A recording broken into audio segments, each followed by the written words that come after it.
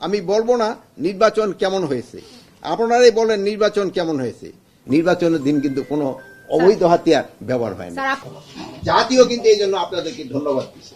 একটা জিনিস আমি বলি যে সবসময় যে এই মন্ত্রণালয় কি ক্যাবিনেট পরপর 3 বার টেবিল চাপড়ায় এই মন্ত্রণালয়কে ধন্যবাদ দিচ্ছে এবং চিফ অ্যাডভাইজারও স্পেশালি আমার একবার না কয়েকবার ধন্যবাদ দিচ্ছে। আপনাদের এই আমার ধন্যবাদটা কিন্তু শুধু আপনাদের জন্য আর প্লাস এটা বলতে আপনাদের সাথে আমার কনভে করার জন্য, আপনাকে জানানোর জন্য আপনাদের চেষ্টায় এটা হয়েছে।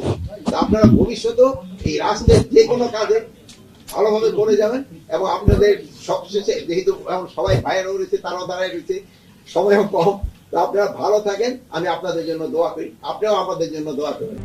RICL TMX, যুগের পর যুগ স্থাপনা থাকে মজবুত।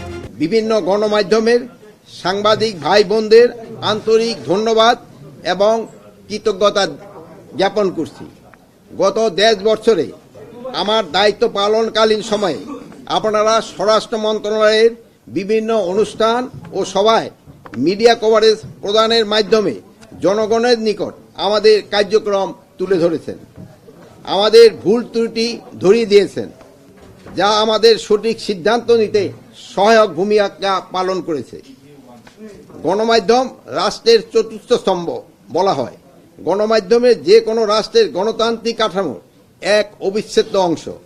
বিচার বিভাগ, নির্বাহী বিভাগ, আইনসভা এই 3টি স্তম্ভের পাশাপাশি গণমাধ্যম ও সমাজে জবাবদিহিতা এবং স্বচ্ছতা নিশ্চিত করতে গুরুত্ব ভূমিকা পালন করে।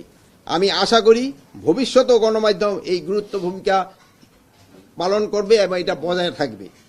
এবার আমি সাংবাদিক ভাই বোনদের নিকট ফ্লোর ছেড়ে দিলাম। আমি বলবো না নির্বাচন কেমন হয়েছে, আপনারাই বলেন নির্বাচন কেমন হয়েছে। সবাই শুরু থেকে সন্দেহ প্রকাশ করত নির্বাচন হবে কি হবে না। আপনারাও আমাকে মাঝে মাঝে এই ধরনের প্রশ্ন করতেন। তা আল্লাহ দিলে নির্বাচন হয়ে গেছে এবং নির্বাচনটা আমার মতে খুবই শান্তিপূর্ণভাবে হয়েছে এবং একটা নির্ভেজাল নির্বাচন হয়েছে, উৎসব মুখরিত হয়েছে, একটা ক্রেডিবল নির্বাচন হয়েছে। এখন যদি আপনাদের কোনো আরেকটা জিনিস হলো, আমি বলবো যে নির্বাচনের দিন কোনো ধরনের কেউ বড় ধরনের কোনো সহিংসতা এবং কেউ মারা যায় না। আরেকটা বলবো, আপনারা আমরা এই বনে আমার বেশি কথা এই ইসের সময় এই যে হাতিয়ারগুলি গেছে এইগুলি কি হবে আপনারা দেখছেন। আমি একটা কথা বলছি, নির্বাচনে কিন্তু ওই হাতিয়ারগুলি ব্যবহার হবে না।